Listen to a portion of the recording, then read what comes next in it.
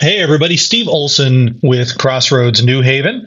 I wanted to record a quick video for you because I've been getting a lot of questions lately about 1031 exchanges and whether or not they're possible in this type of an investment property. So, first note that we are building a few of these where we'll finish construction and sell them when they're completed, but they will have a premium of approximately $25,000 per door on top of that. So you can see on our website, we advertise a sales price of $1 million, for example, for a fourplex. Well, if we were to sell that fourplex completed, it means we got to go borrow a bunch of money and take some risk to do that. And so we sell it at 1.1 million instead of $1 million even.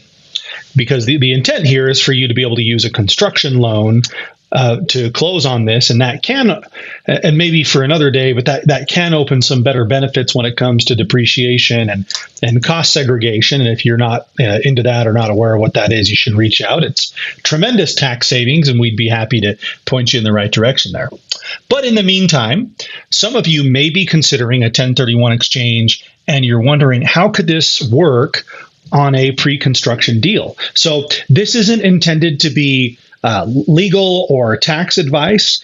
It's just some thoughts for you to take back to your advisors, like your attorney, like your CPA, to clarify if what I'm telling you is right for your situation or not. So once again, this is not legal or tax advice. I have been on a bunch of calls with CPAs and investors over the years as we've done these kinds of deals, because investors have wanted to do a 1031, but they want their CPA to have a chance to ask questions to us to break it out so that they can be properly advised. And you're certainly welcome to show your CPA this video. So here's the trick with pre-construction and 1031 exchanges, as I understand it. When you do a 1031 exchange, many of you know the basic rules of, well, you have to identify your replacement property within 45 days of closing on the property that you're selling, and then you have to close on the new property within 180 days of when you sold the old property. And there are some other wrinkles to it too, but we're just keeping it simple. Those are probably two of the most important. Well, another one being the purchase price of the new property has to be greater than the price of the old property, and you have to incur at least the same amount of debt, right? So the whole point is to get you to buy more real estate, to facilitate development and new rentals on the market. So on a normal 1031 exchange, let's say you sell a house for $100,000, you want to buy a new one for $200,000. Pretty easy. You get your 1031 accommodator to identify in writing the property within 45 days of closing, and then you go and you buy the new property. And because you bought it for $200,000, the assumption is you cleared that hurdle. You probably replaced the debt and then some, and you've got a clean 1031 exchange, and you're good to go. But when you're doing pre-construction, the trick is when you close on the pre-construction deal on the fourplex in Fort Wayne, even though your purchase contract with us is for, say, $1 million on a fourplex, you don't own $1 million worth of real estate on the day that you closed. That's the challenge here, right? And so how do we back into a value that can be used for the 1031 exchange? And every CPA I ever have talked to with a client on the phone has said something to this effect: you need to take your total purchase price and subtract the cost of construction. And that ultimately ends up with land value. When you get your land value, then that's the price you can claim towards the exchange for tax purposes.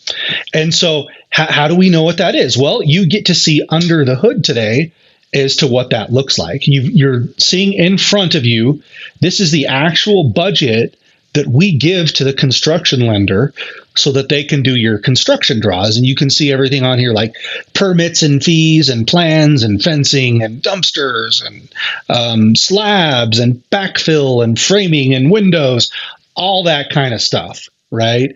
And so you can see the far column at the very bottom, line 57, is the total vertical budget for a fourplex.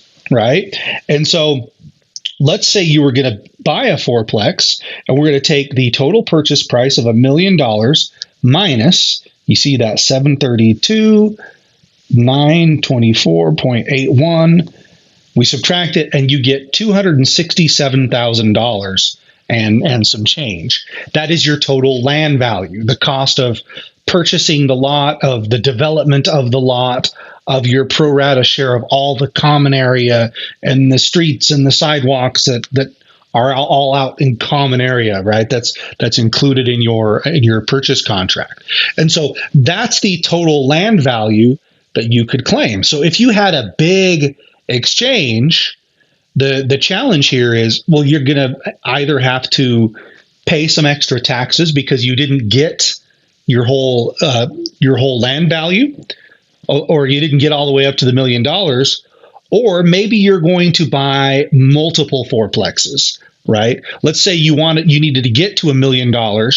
Well, with a land value of 267, you could in theory buy like 4 fourplexes, and boom, you've got your land value. You've accomplished the exchange, which is great. But sometimes people just don't have enough equity coming out of their 1031 exchange to be able to spend that much money, to be able to get 4 fourplexes. So you got to kind of make a couple of decisions here. What is your total tax hit if you did it this way? I mean, would it be better than doing nothing, or would it be better than rushing into a property that you didn't really want to do, but you're doing exclusively for tax reasons? Because that's kind of a pitfall in some 1031 exchanges, is people end up investing in properties that they wouldn't have otherwise, just because they're so freaked out about paying capital gains and recapture tax. Right. So you've got to consider that. And I always encourage every investor that when you're thinking about a 1031, and this may sound very obvious, but you'd be surprised how many people say, oh, I hadn't thought of that. It's always a great idea to go to your CPA, if you haven't already, and ask them, what happens if I don't do a 1031 exchange? And sometimes your total tax bill is a lot less than you think. And you say, you know what, I'm just going to take my time finding the right property instead of hustling to get into an exchange. Now, if your CPA comes back to you and says, yeah, this is going to be a big bill, right? If you don't do a 1031, you can do this strategy where you buy multiple fourplexes and you just get that land value of 267 a fourplex, which, by the way, divide that by 2 for a duplex, right? Tricky math there. Or there are some exchange accommodators who can do what I've heard referred to as a build to suit exchange. Your accommodator has to be comfortable with this. You've got to get out in front of this and vet it in advance. But there's a way that accommodators can take the land value from when you close and actually deed the property into your name a little later. So you're still going to close in one entity, and then they deed it into your name on the 180th day, and we add up all these vertical draws that you've taken between those times. So maybe we were able to get $250,000 worth of construction done within the 180 days. You could add that $250,000 on top of the 267 and increase the amount towards your exchange even more. So people ask me all the time, is it possible? Short answer is yes, but it's tricky. You have to either be okay with the land value, or you have to be okay with doing some kind of it's not a defer, but it's a build to suit 1031 exchange. Something that would be cool to run past your tax advisor too, if you're into cost segregation, depreciation, and everything.